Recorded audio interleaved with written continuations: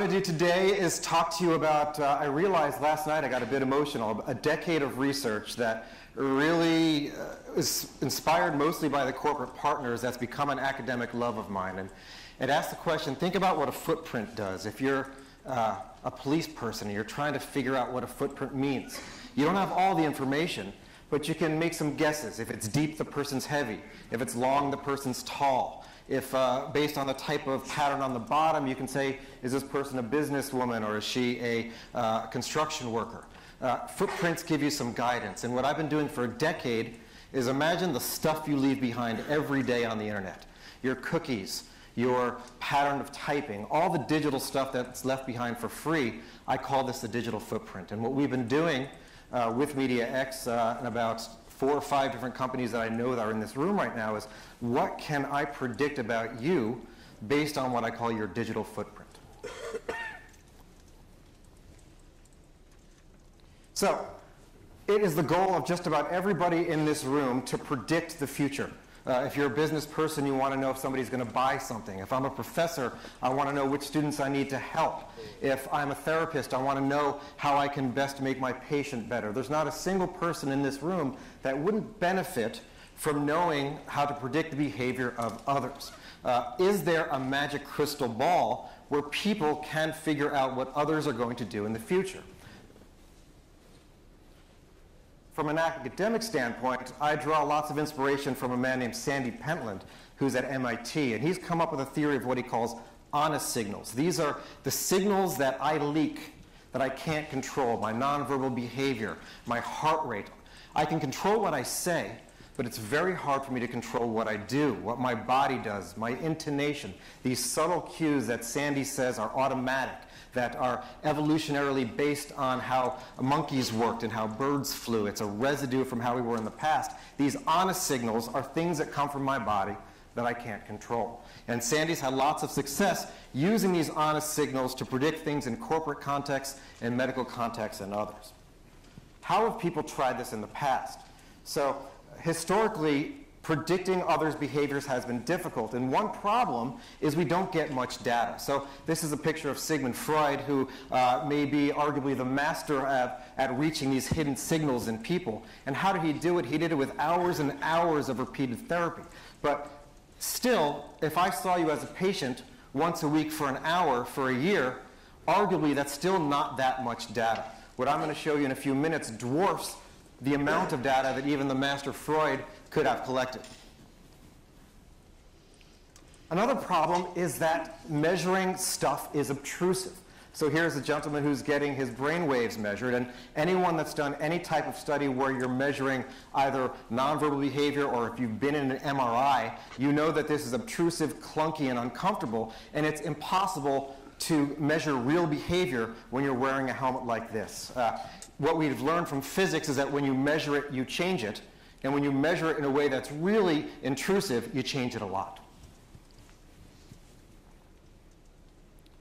It's also laborious. So perhaps the master of encoding nonverbal behavior, the most famous scholar on the planet, his name is Paul Ekman, and I've got many colleagues who are trained in what's called facial action coding system, or FACS. And what that is going through frame by frame of video, finding points on someone's face so that you can then infer their emotion. And it's brutal. It takes hours and hours and hours and hours to get through about a 30-second interaction. It's so prohibitively difficult that you can never do this on a large scale. Most important, what makes, I think, our work here at Stanford different than lots of people, because of this labor and because of the low scale, it makes it so that people are biased by their theories. So at Stanford, we're taught to be theoretical. At most universities, that's obviously critical, and of course we are. But your theory can work against you. If you're combing through data only looking for certain things, if you're looking at video and coding it by hand and looking for behaviors like nodding or smiling, you are limited in what the brain can fathom, what semantic categories we have. You're limited by your theory. And I'm going to demonstrate to you with some data that we've collected that if you have this massive, massive pile of nonverbal data, without having to code it by hand, it frees you from the oppression of looking for things that you know to look for. And really a paradigm-shifting way to think about the problem. So digital footprints today. I may fail here, but I'm going to try a real-time demonstration of a device that has really changed the life of scientists who study this. This device here, has anybody seen the Microsoft Kinect before? Okay. The Kinect is in most living rooms in the country. One of the fastest selling consumer electronic devices ever in the United States. And what this device is doing, really strange, is it working? Yeah. Fantastic. What this device is doing is it's capturing 24 points on my body, the XYZ position of those 24 points, 30 frames a second. So think about this. I'm walking around here. Think about how this data is adding up. In this 20-minute talk that I'm going to give you today, we've collected more nonverbal data than any nonverbal scholar who could ever collect data before 1999. This is revolutionary in terms of figuring out what people's bodies are doing. We could never do this before. So this is a paradigm-shifting type of device. I don't work for Microsoft. I'm not recommending their product over others. But the state of computer vision, especially active computer vision that emits various sources of energy, changes the way we think about this problem.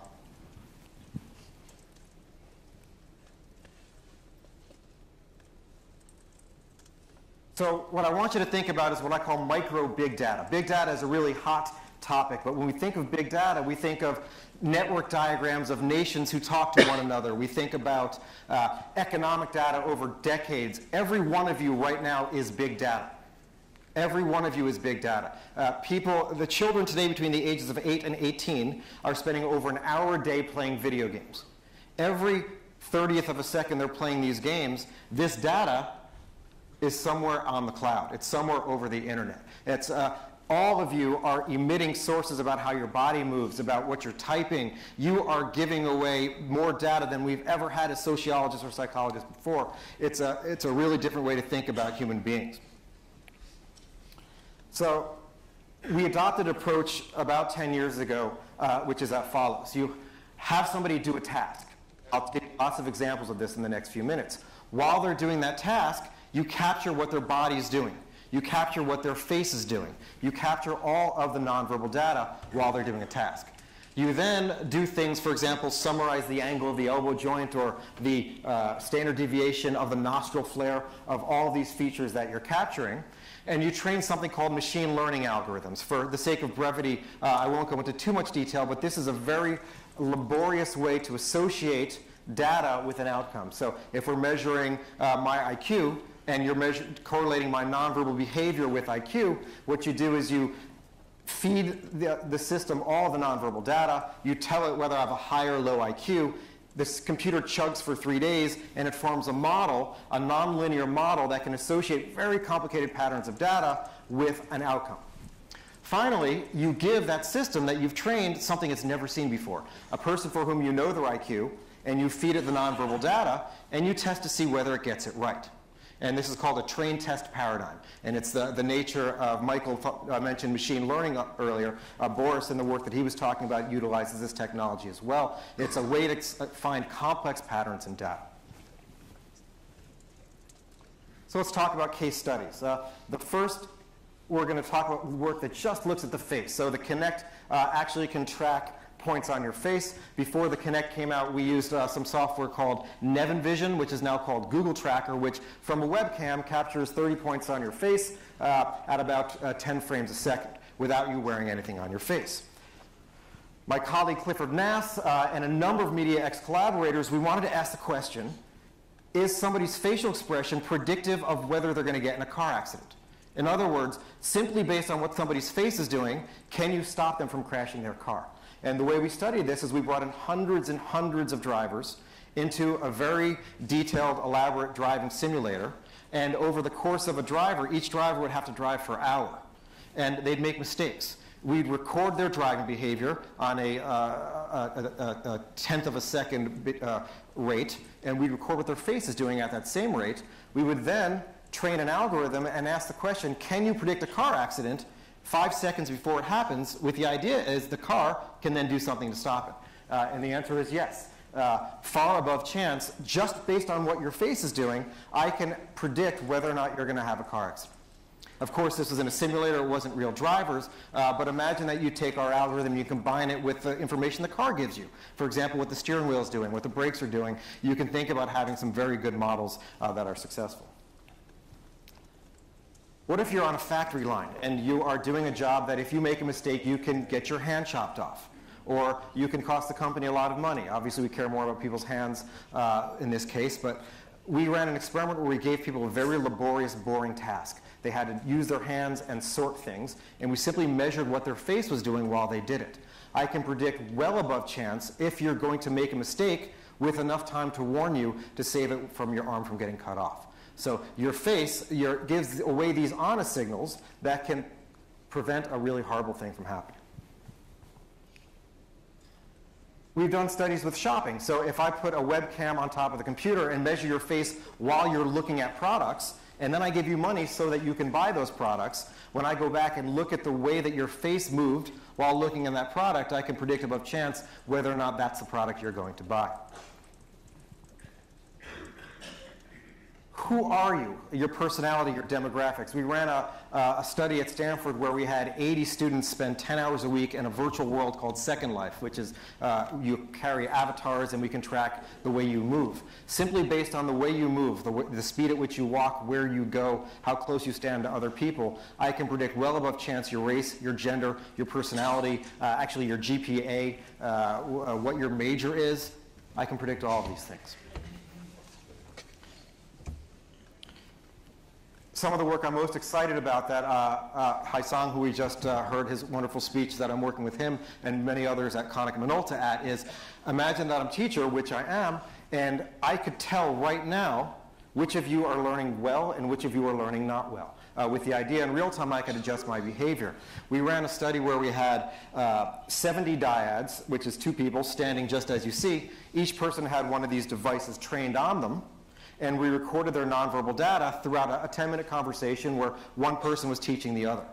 With high accuracy, almost 90%, later on, I can predict the test score of the student simply based on the nonverbal pattern between the teacher and the student. So the way that your body is moving, forget what you're saying. That's other data that we haven't even touched. Simply the way the nonverbal dynamics work between the teacher and the student, I can predict how well you're going to do on an exam, which is just a fantastic tool if we're trying to help students learn and to do interventions in real time. I will conclude with a discussion of ethics. This is really powerful work done by many people across the planet. And in this digital age, I'm not going to ask you how many of you have Facebook accounts or how much time you spend on the internet or how often you're clearing your cookies. But when you buy this device, which is an infrared camera, and also a normal camera and a microphone, which sits in 25 million living rooms in the United States, the instructions say, in order to get updates, you need to keep this thing plugged into the internet. So you've got 20 million people in their houses that have a device that transmit your nonverbal information to the internet. And I believe fully in my heart, I've just spent a week at Microsoft. They are not doing anything evil. They're wonderful people. I do not think they've got bad intentions. But the truth is you've got a device that I've proven tells me all sorts of things about who you are and what you plan on doing that you are leaving connected to the internet. So we have lots of wonderful opportunities for us to collaborate about, to find great applications of using this digital footprint. But as citizens, we should all pay a little bit attention to the things we leave plugged in our homes. On that note, I want to make sure that we have time to talk to each other, and I really thank you for your attention. I know it's been a long day. I look forward to talking to you later on.